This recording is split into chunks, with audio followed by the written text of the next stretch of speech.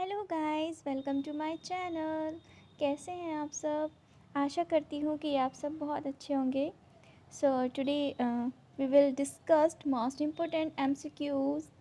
So firstly, I will introduce to myself. I am Neha Kashyap and I am MPhil and UGC NET qualified in sociology and also pursuing PhD in sociology.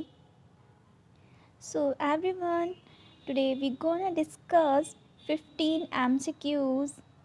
These all are most important for UPPGT exam, UGC NET exam and UPHESC exam. So guys, please आप सभी इन सब questions को अच्छे से ध्यान से पढ़ेंगे तो आप सभी को ये क्वेश्चन याद हो जाएंगे. So guys, please subscribe my channel and like and share and please bell icon को दबाना मत भूलिएगा.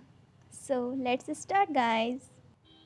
Before starting guys, I just want to ask to everybody कि अगर आपको मेरी वीडियो अच्छी लगती है सो प्लीज़ आप मेरे को सजेस्ट कीजिए कि मैं किस टॉपिक पर सोशियोलॉजी में आप लोगों के लिए वीडियो बनाऊं. Okay guys, so let's start now. So हमारा फर्स्ट क्वेश्चन है, कौन सा कथन समाजीकरण के संबंध में सही है? ऑप्शन है भूमिका ग्रहण प्रक्रिया, समय लेने की प्रक्रिया, नीति निर्माण प्रक्रिया, चुनाव प्रक्रिया. सो आंसर हो जाएगा हमारा भूमिका ग्रहण की प्रक्रिया.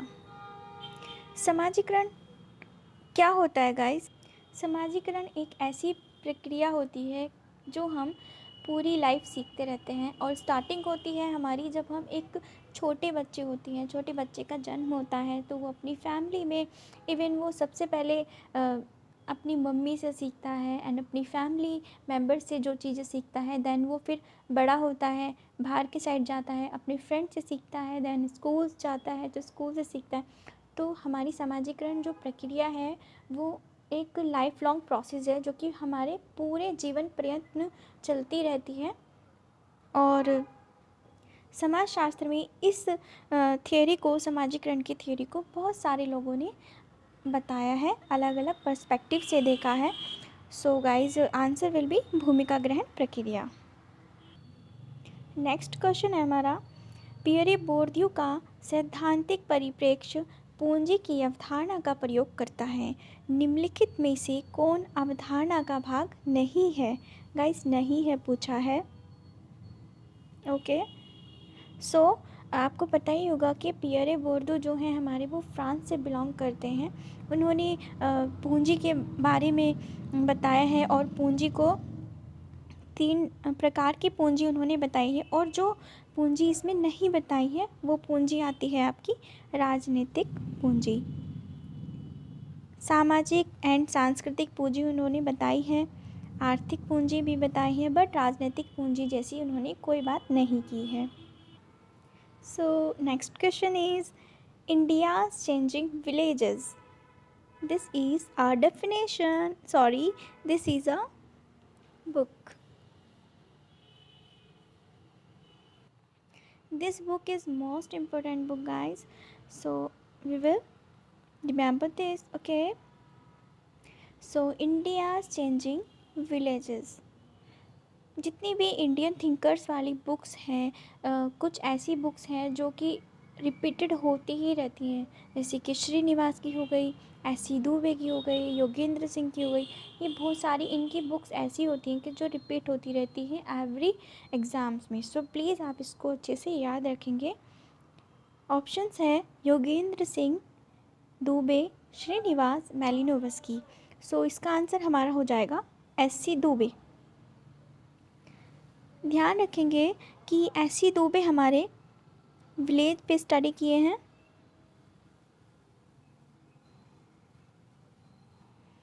और इन्होंने शामिरपेट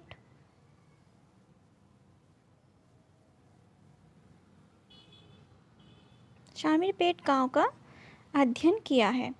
ये आपको याद रखना है, ठीक है.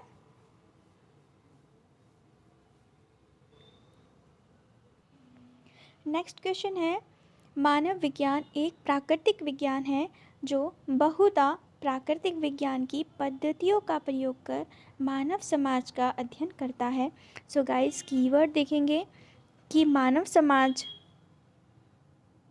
का अध्ययन बताया है। मानव समाज में अगर हम देखें तो मैलिनोवस्की और रेडक्लिफ ब्राउन आते हैं। सो आप देखते हैं इसका आंसर क्या है। सबसे पहले देखेंगे options: Yugendra Singh, Radcliffe Brown, Srinivas and Malinowski. So guys, यहाँ पर हमारे हो जाएंगे रेडक्लिफ ब्राउन।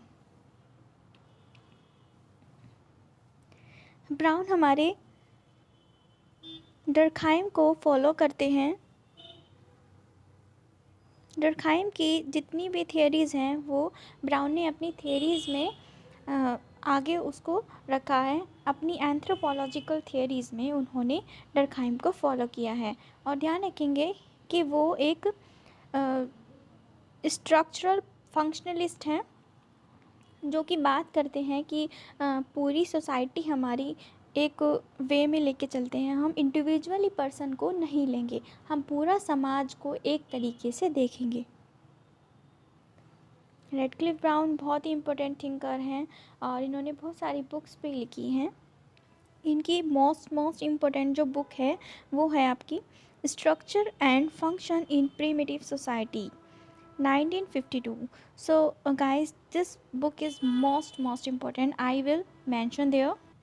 So guys, मैंने रेडक्लिफ ब्राउन की ये इम्पोर्टेंट बुक यहाँ पर मेंशन कर दी है, structure and function in primitive society 1952। आप इसको प्लीज़ नोट डाउन कर लीजिएगा।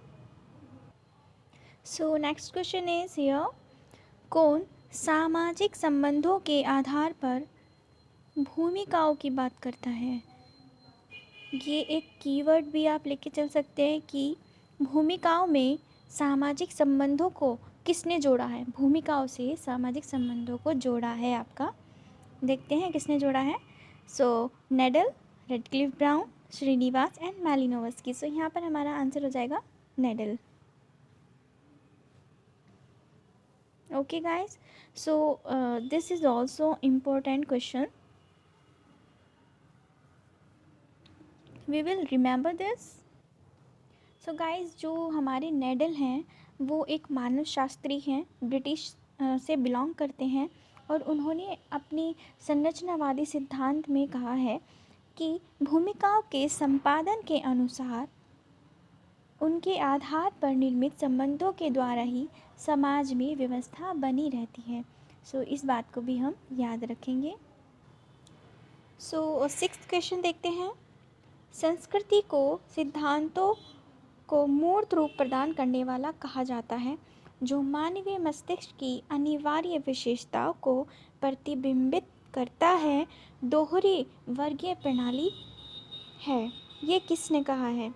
तो ध्यान रखेंगे कि संस्कृति को मूर्त रूप प्रदान किया है।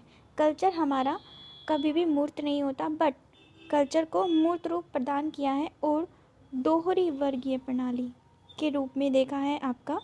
देखते हैं किसने देखा है, Nadel, Radcliffe Brown, Durkheim, Levi Strauss. So answer हो जाएगा हमारा लेवी-स्ट्रॉस। ओके, सो लेवी-स्ट्रॉस हमारे एक ऐसे थिंकर हैं जो कि संरचना को एक मॉडल के रूप में देखते हैं। और इन्होंने एक बुक लिखी है, वो आप देखेंगे। अब इनकी एक यूनिक सी बुक है जिसका नाम है टॉटमिज्म।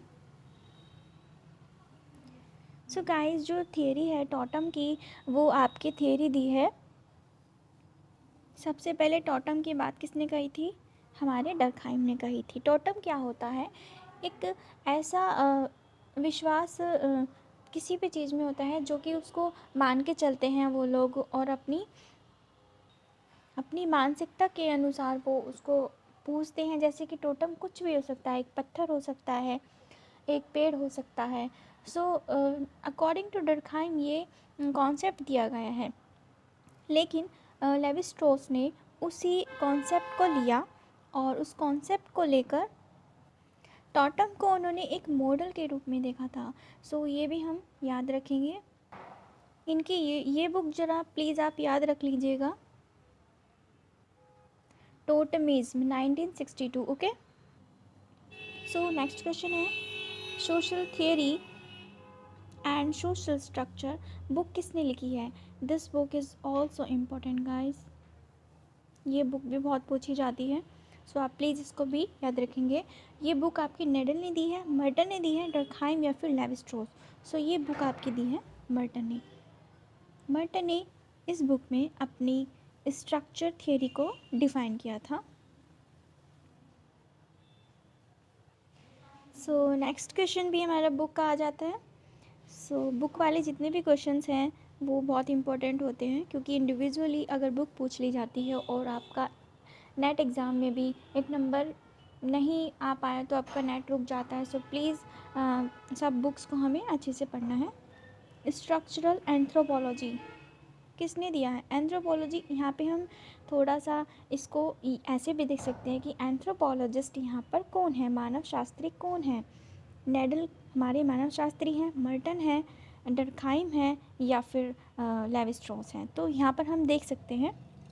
सो यहाँ पर हमारे ऑप्शंस में दो मानव शास्त्री हैं, needle and Levi Strauss, but इस बुक का आंसर हो Levi Strauss. Okay, remember this. So let's move on to next question. So guys, this book is also important. मैं आपको बता दूं कि ये बुक जो है मिथ एंड मीनिंग, इस बुक को 2022 जनवरी 4 जन में जो एग्ज़ाम हुआ है नेट का सोशियोलॉजी में, सो ये बुक आ रखी है, याद रखेंगे। ओके, ये मोस्ट इम्पोर्टेंट बुक है गाइस। तो आप देख सकते हैं कि यूजीसी नेट वाला जो एग्ज़ाम हुआ है अभी रिसेंटली, सो उसमें ये बुक पूछी गई है। सो ऐसे पॉसिबिलिटी रहती है कि PYQs नेक्स्ट एग्ज़ाम्स में आते हैं। सो आप प्लीज़ इसको भी अच्छे से याद कर लीजिए। सो ये बुक जो दी है आपकी वेबर ने दी है, मीट ने दी है, डर्कहाइम या फिर Levi Strauss. So myth and meaning book जो दी है वो आपकी लेवी स्ट्रॉस ने दी है। सो नेक्स्ट क्वेश्चन देखते हैं। सो नेक्स्ट क्वेश्चन है हमारा मर्टन से रिलेटेड। सो मर्टन ने व्यक्तिगत अनुकूलन की कुछ योजनाएं बनाई थी, जिसमें कि कुछ अवधारणाएं उन्होंने दी हैं कि व्यक्ति कैसे अनुकूलता तक जाता है। सो ये बहुत ही ज़्यादा टिपिकल सा क्वेश्चन हो जाता है जब एग्ज़ाम्स में आता है, थोड़ा सा ही इसमें लगता है कि ये आंसर हो जाएगा, ये हो जाएगा। सो अब इसको देखते हैं हम कैसे याद रख सकते हैं। सो ऑप्शन है नव प्रवर्तन, पश्चावगमनवाद, कर्मकांडवाद एंड विद्रोह। सो सभी इसमें कहीं कहीं पे अलग अलग से जोड़ा हुआ है। सो आंसर देखते हैं इसका आंसर हो जाएगा आपका डी। सबसे पहले नव प्रवर्तन, कर्मकांडवाद, पश्चगमनवाद और विद्रोह। सो गाइस, मुझे भी लगता था कि ये थोड़ा कंफ्यूजिंग हो जाता है, बट मैंने इसकी एक ट्रिक बनाई है। सो आप लोगों को भी वही ट्रिक फॉलो करना है रिमेम्बरिंग के लिए। सो मैंने इसका ट्रिक बनाया है। So I have mention here guys NKPV। N से नव प्रवर्तन, K से कर्मकांडवाद, P से पश्चावगमनवाद, V से विद्रोह। सो आप देख सकते हैं अदर ऑप्शंस में NKPV नहीं आएगा। सो आप प्लीज़ इसको रिमेंबर कर लीजिएगा ट्रिक के अकॉर्डिंग। सो गाइस, ये आपका क्वेश्चन आ जाता है, प्रतीकात्मक अंतःक्रियावाद किसकी अवधारणा है? सो मैं आपको बता दूं कि ये आपका जो रिसेंटली PGT वाला क्वेश्चन पेपर आया था, क्वेश्चन पेपर में आप देख सकते हैं कि इस क्वेश्चन को दिया गया है PGT में। सो ध्यान रखेंगे कि प्रतीकात्मक अंतःक्रियावाद की अवधारणा को किसने दिया है। इवन ये पूछ रहा है कि कॉइन किसने किया है। सो इसका आंसर हो जाएगा आपका ब्लूमर। लेकिन अगर पूछा जाता है आपसे, क्वेश्चन आता है अगर कि प्रतीकात्मक अंतःक्रियावाद का पिता किसको कहा जाता है, सो वो आपका मीड हो जाएगा। इसको याद रखेंगे। अगर क्वेश्चन पूछता है कि प्रतीकात्मक अंतःक्रियावाद को कॉइन किसने किया था, तो वो ब्लूमर आ जाएगा। और प्रतीकात्मक अंतःक्रियावाद के पिता या फादर किसको माना जाता है, तो वो मीड हो जाएगा। नेक्स्ट क्वेश्चन है हमारा, यदि संरचनाएं अनमेय होती हैं तो संघर्ष अप्रकार्यात्मक होता है।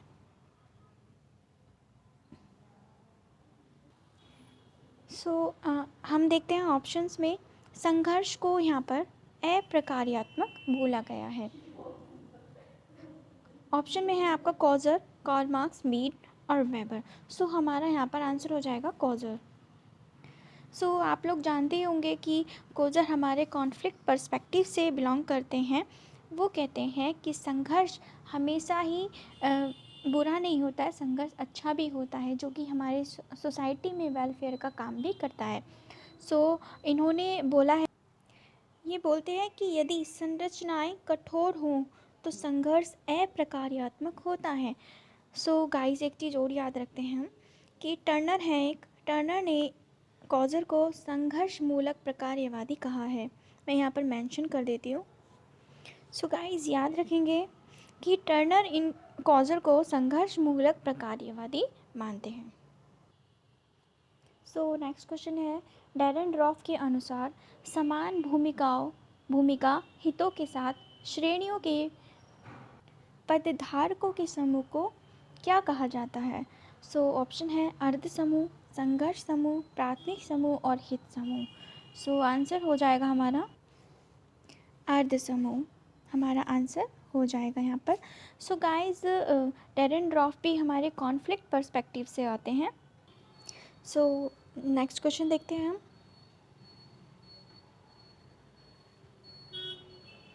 नेक्स्ट क्वेश्चन हमारी बुक है। बुक हमारी सभी इम्पोर्टेंट्स होती हैं। रूल्स ऑफ सोशलॉजिकल मेथड, ये बुक किसने लिखी है?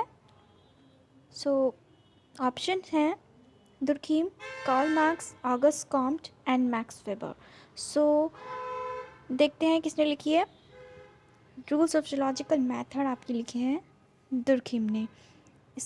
इसका सन भी मैं आपको बता देती हूँ।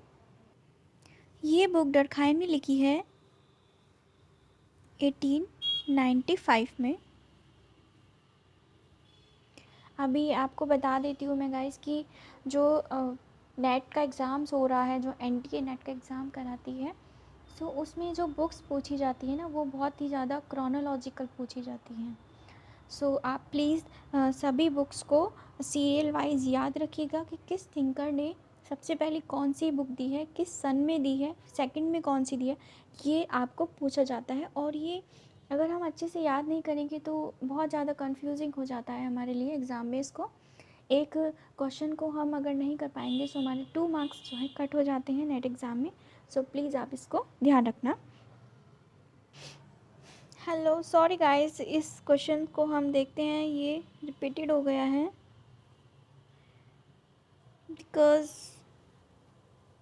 बट मैं आपको बता देती हूँ कि इसका क्वेश्चन क्या है।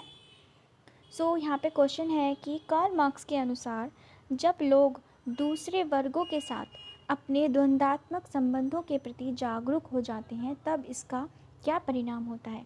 इवन मैंने आपको बताया था कि कार्ल मार्क्स जो हैं वो ये मान के चलते हैं कि हमारा जो इतिहास चला आ रहा है समाजशास्त्र का, वो एक वर्ग संघर्षों के आधार पर है, जिसमें प्रत्येक समाज में 2 वर्ग बने होते हैं, उन 2 वर्ग में कॉन्फ्लिक्ट होता है एंड फिर एक और नया समाज बनता है।